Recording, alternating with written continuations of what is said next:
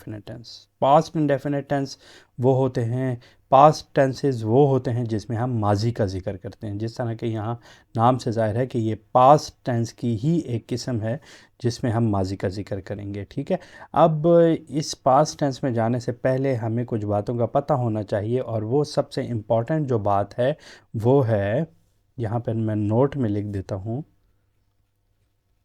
और वो है 3 फॉर्म्स ऑफ वर्ब।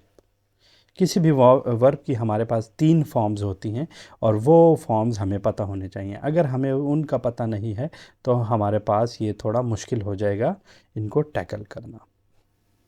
ठीक है जी, तो चलें शुरू करते हैं। उसी तरह हम शुरू करेंगे। हमारे पास जो पहला जो एक सेंटेंस है वो है, मिसाल के तौर पे, वो गया। ठीक है, इसी तरह है, मैंने खाया। ठीक है, तीसरा है, हम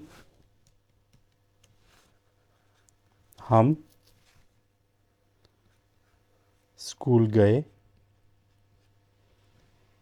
चौथा है मेरे पास, तुमने देखा। तो ये कुछ सेंटेंसेस हैं मेरे पास जिसमें मैं देख सकता हूँ कि वो गया, ये एक ऐसे ज़माने का जिक्र किया जा रहा है जो कि गुज़र चुका है। तो ऐसे ज़माने को, जो इस तरह के सेंटेंसेस होते हैं जो कि ज़माने, गुज़रे हुए ज़माने में बता रहे हों, वो पास्ट टेंसेस कहलाते हैं। और चूंकि यहाँ पे पास्ट टेंस की एक किस्म है जिसको पास्ट इंडेफिनिट कहते हैं, और ऐसे टेंसेस जिसमें मुझे पास्ट के बारे में बता दिया गया हो। जब हम बात करेंगे कंटिन्यूस टेंस की और परफेक्ट कंटिन्यूस की या परफेक्ट टेंस की, तो उसमें आपको इंडेफिनिट टेंस और उन दूसरे टेंसेस का जो फ़र्क है वो भी आपको ज़ाहिर हो जाएगा। तो अब मेरे पास ये पहला सेंटेंस है। अब इसमें मैं बहुत क्लियरली ये चीज़ देख सकता हूँ कि वो मेरे पास क्या है, ये वर्ब है, और गया जो है, इस ये जाना है, तो ये मेरे पास, वो मेरे पास सब्जेक्ट है, और गया क्या है, ये मेरे पास वर्ब है। ठीक है जी, ये वो, तो किसी भी सेंटेंस में, किसी भी सेंटेंस को लिखते हुए मैं बहुत आसानी से, पहले भी आपको बताया था कि क्या फ़ॉर्मूला होता है। यहाँ पे फ़ॉर्मूला मैं लिख लेता हूँ आपके लिए, और वो फार्मूला होता है, सबसे पहले मैं लिखता हूँ सब्जेक्ट, फिर मैं लिखता हूँ वर्ब, और आखिर में लिखता हूँ ऑब्जेक्ट। अब पास्ट टेंस में ये होगा कि यहाँ पे जो भी मेरे पास वर्ब होगा, मैं इसको इससे लिखता हूँ, इस वर्ब की मेरे पास सेकंड फॉर्म लगेगी। बस ये छोटा सा डिफरेंस है मेरे पास प्रेजेंट टेंस में और पास्ट टेंस में। तो इसमें मेरे पास ये डिफरेंस है कि इसमें मेरे पास क्या लगेगा, second form of the verb लगेगी।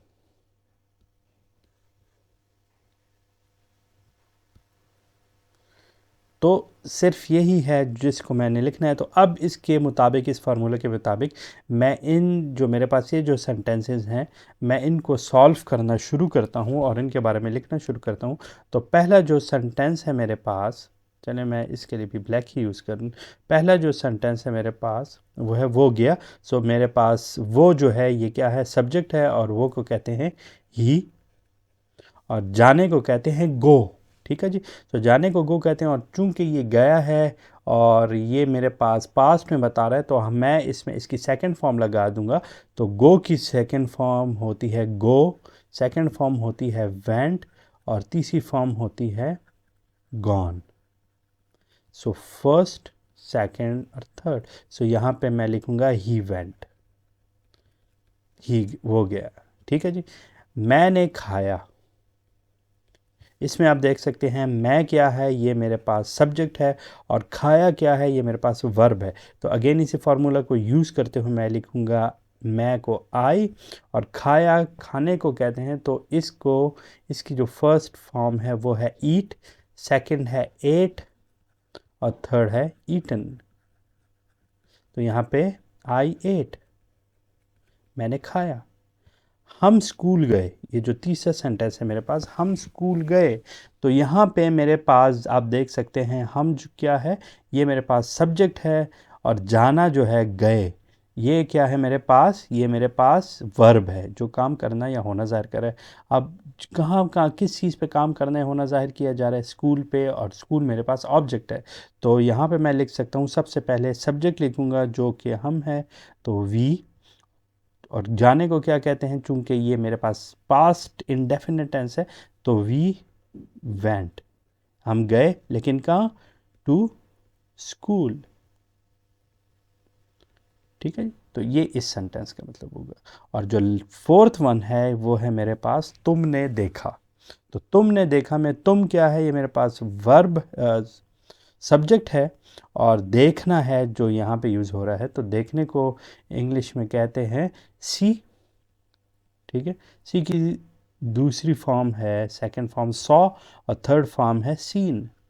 ठीक है, तो मैं इसे लिखूंगा यू, और चूंकि ये पास्ट इंडेफिनिट टेंस है, इसके मुताबिक जो मेरे पास लास्ट ये वर्ब है, इसके मुताबिक मैं देख सकता हूँ कि पास्ट टेंस को ही बता रहा है, पास्ट इंडेफिनिट को, तो यहाँ पे सेकंड फॉर्म लगेगी, तो यहाँ पे लगेगा यू सॉ। ठीक है, तो ये मेरे पास एक स्ट्रक्चर है जो कि इन सेंटेंसेस को सॉल्व करके मैंने आपको बताया, इनकी ट्रांसलेशन करके मैंने आपको बताया कि कोई भी पास्ट इंडेफिनिट टेंस आपके पास किस तरह लगेगा, उसका फार्मूला क्या है। ये एक जेनेरिक फार्मूला है जो कि मेरे पास यूज़ होता है किस में, पास्ट इंडेफिनिट टेंस में, और ये मेरे पास सारे पास्ट इंडेफिनिट टेंस के एक पॉजिटिव सेंटेंसेस किस तरह बनाए जाते हैं, ये उनका स्ट्रक्चर है। अब मिसाल के तौर पे मेरे पास है यहाँ पे, मैं यहाँ पे स्टार्ट कर लेता हूँ नेगेटिव सेंटेंसेस को। तो नेगेटिव सेंटेंसेस में इन्हीं सेंटेंसेस को ले लेते हैं। पहला सेंटेंस मैं लिखता हूँ, वो नहीं गया। ठीक है, मैंने नहीं खाया। जो थर्ड है, हम स्कूल नहीं गए। और लास्ट है, तुमने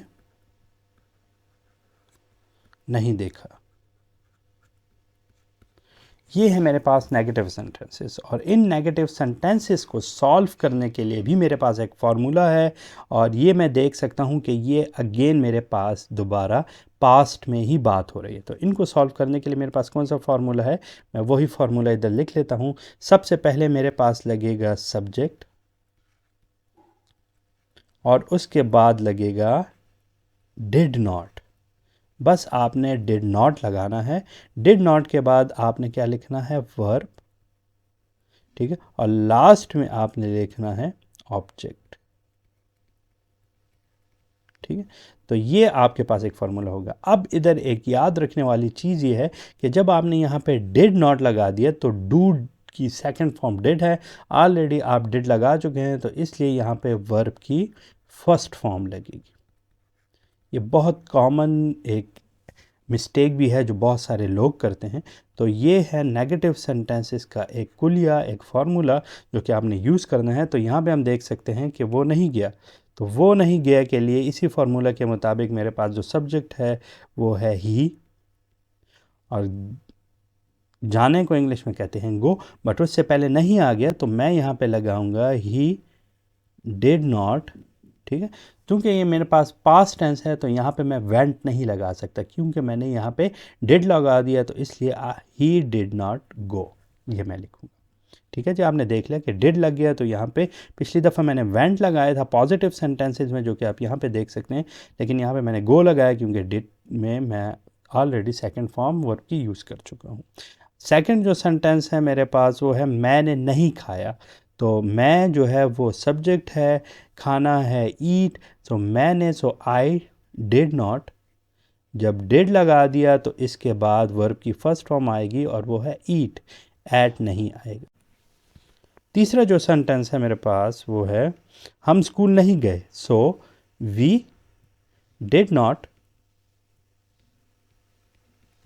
गो टू स्कूल।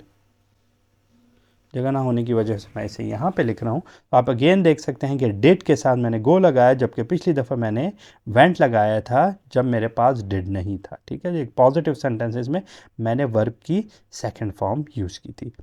चौथा है, जो फोर्थ है मेरे पास, तुमने नहीं देखा, तो यू डिड नॉट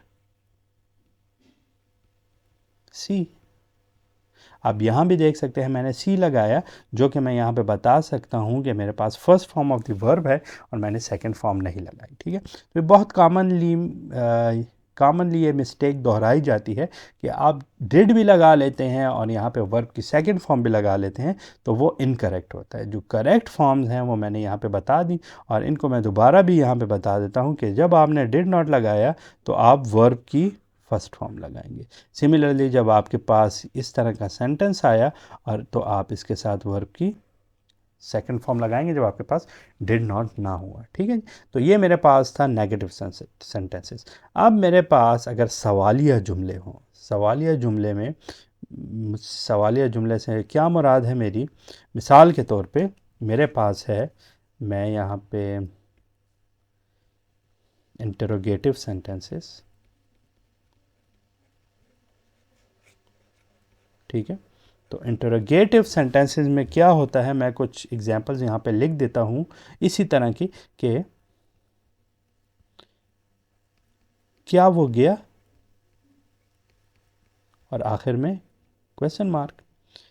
इसी तरह जो सेकंड था, मैंने नहीं खाया या मैंने खाया, क्या मैंने खाया।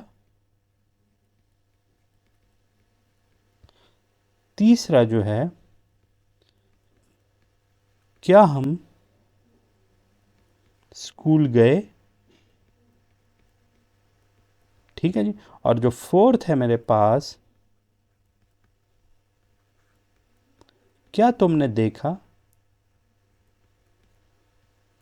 ठीक है, तो ये मेरे पास सब जो हैं ये इंटरोगेटिव सेंटेंसेस हैं जिसमें कोई बात पूछने के लिए यूज़ किया जा रहा है एक सेंटेंस। तो इन सेंटेंसेस में मैं जो फार्मूला यूज़ करूँगा वो होगा, सबसे पहले जो मैं सब्जेक्ट लगाता हूँ, ठीक है, सब्जेक्ट जो मैं लगाता हूँ उसको मैं सब्जेक्ट ही लगाऊंगा अपनी ही जगह पे। इसके बाद मैं वर्ब लगाऊंगा और उसके बाद ऑब्जेक्ट लगाऊंगा। ठीक है, यहाँ पे बस एक चेंज मैंने करनी है कि स्टार्ट में मैंने लगाना है डिड। तो जब एक दफ़ा फिर डिड आ गया, अच्छा आखिर में मैंने इसके साथ क्वेश्चन मार्क भी अटैच करना है, जो कि बहुत ज़रूरी है। अच्छा, जब यहाँ पे डिड आ गया, जो मैं यहाँ पे देख सकता हूँ, जब यहाँ पे ये डिड आ गया तो वर्ब की मेरे पास हमेशा जब डिड आ जाए तो फर्स्ट फॉर्म ही यूज़ होती है। ठीक है जी, तो ये मेरे पास हो गया फार्मूला जो कि मैं यहाँ यूज़ करने वाला हूँ, और उसके मुताबिक मैं इन सेंटेंसेस को चले ट्रांसलेट करना शुरू करता हूँ।